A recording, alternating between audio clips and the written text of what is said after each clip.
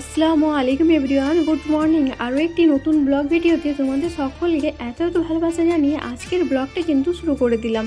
সকলে কেমন আছো বন্ধুরা? আশা করি ভালোই আছো। আলহামদুলিল্লাহ আমরাও না বেশ ভালো আছি।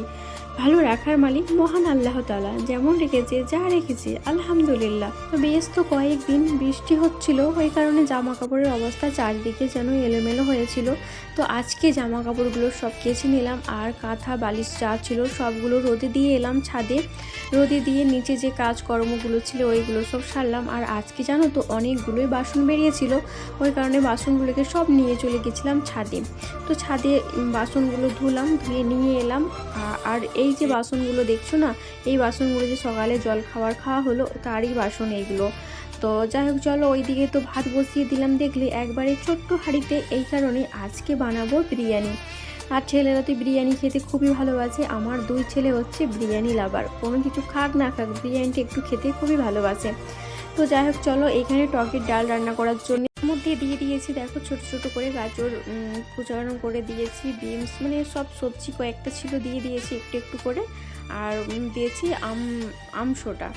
তো ওইগুলোই দিয়ে আমের মানে টকের ডালটা রান্না করে নিলাম। আর ছেলেকে খিদে লেগে গেছে এখন, ছেলের জন্য এই যে মানে ইউপি রান্না করে নিয়ে দিলাম। এলাম। আলু পেঁয়াজ সব নিয়ে চলে যাচ্ছি ছাদে। ছাদে আমাদের রান্না হবে বিরিয়ানি রান্না করব। ছাদে পিকনিক। নিচের কাজগুলো যতক্ষণ না আমার সব গোছানো হচ্ছে, উপরে আমি আসতে পারছি না। উপরে রান্নাবান্না তো করবই, আর বিরিয়ানি করতে গেলে আমি উনুনে ভালো মানে গ্যাসে ভালো পারি না, উনুনে রান্না করতে পারি। তো ওই কারণেই রান্নাটা করব কিন্তু উপরে মানে ছাদে। তো তার আগে ছেলেকে এখন স্কুলে পাঠাবো, এখন বাজে প্রায় ওই 10:15 এরকম হবে। তো ছেলেকে রেডি করিয়ে দিলাম, এইদিকে ছেলেকে খাওয়ালাম, খাইয়ে রেডি করলাম। ছেলেকে যাচ্ছে এখন স্কুলে ছাড়তে বড় ছেলে। আর তোমাদের দাদাভাই তো দোকান চলেই গেছে, ও খেয়ে দোকানে গেল।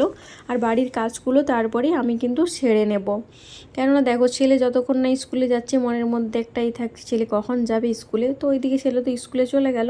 আর আমি যে উপরে রান্না করব তার জন্যে দেখো এখানে সব কিন্তু নিয়েছি, এইগুলোকে উপরে নিয়ে যেতে হবে। আর বাসনগুলো ধুলাম, সিঙ্কের মধ্যে যে দেখলে কতগুলো বাসন রাখা ছিল ওইগুলোকেও ধুয়ে নিলাম। বাসনগুলো ধুলাম, ওভেনটাকে মুছে নিলাম পরিষ্কার করে, যেহেতু নিচের কাজ আমার হয়ে গেছে। এখন তো উপরে যাব, উপরে রান্নাবান্নাগুলো সব সারবো। রান্নাবান্না বলতে বিরিয়ানিটাই বানাবো। তো এই দেখো এখানে উনুন ধরিয়ে দিয়েছি, উনুনটা এইদিকে ধরানো হচ্ছে। আর বাকি কাজগুলো সব ওইদিকে সেরে নেব, কেন শাকসবজিগুলো বানানো আছে। আর আলু বানাবো এখনও, মানে বিরিয়ানি করার জন্য যে আলুটা দেবো বিরিয়ানিতে।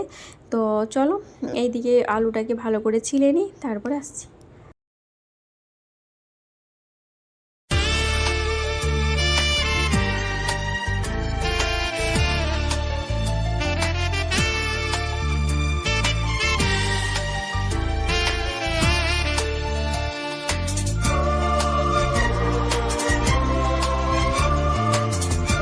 যেই দিনকে আমি বিরিয়ানি রান্না করি না সেই দিনকে আমাদের দুরকম রান্না তো করতেই হয়, কেননা তোমাদের দাদাভাই মানে বিরিয়ানিটা খেতে পছন্দ করে না।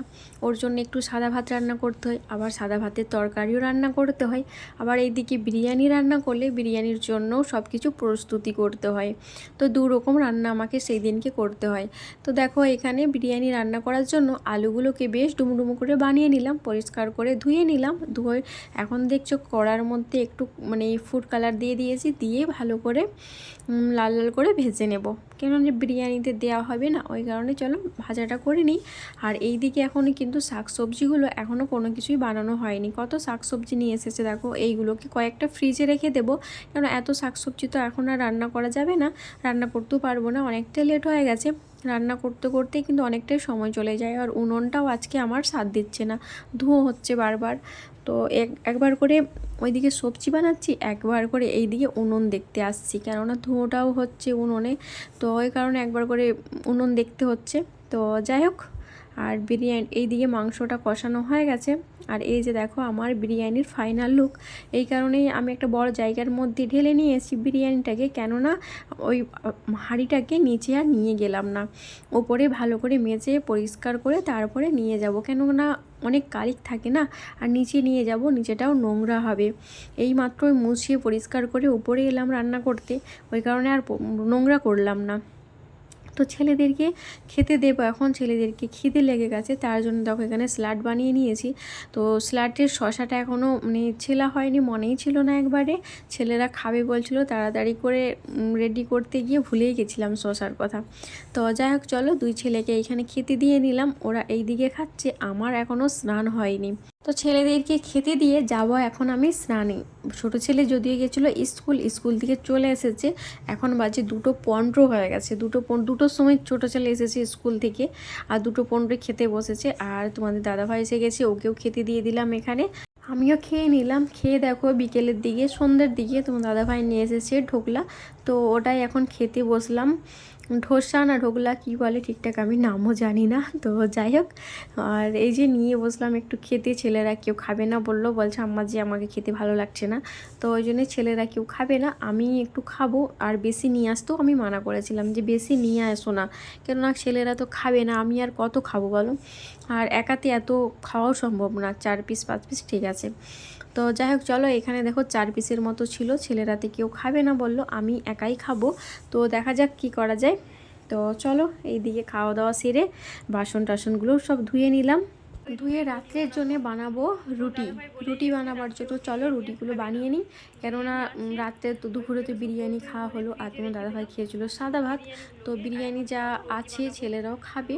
আর যদি হয়তো ভালো লাগে আমাকে একটু আধটু খেতে পারি, কিন্তু তোমার দাদাভাই আর খাবে না, ও তো একবারেই খাবে না, খেতেই চায় না, আবার রাত্রে তো খাবেই না। তো যাই হোক চলো এখন বানাবো একটু রুটি। তো রুটি বানাবার জন্য ওই রুমে যাব, গিয়ে আটাটা ভালো করে মেখে নিয়েছি, মেখে ঢাকা দিয়ে এসেছি। একটু দেখবে আটাটাকে মেখে যদি ঢাকা দিয়ে রাখা হয় না, তার 10-15 মিনিট পর তারপর রুটিটা বানাবে, দেখবে প্রত্যেকটা রুটি ফুলবে লুচির মতো, খুব সুন্দর লাগে, আর খেতেও কিন্তু অনেক নরম লাগে।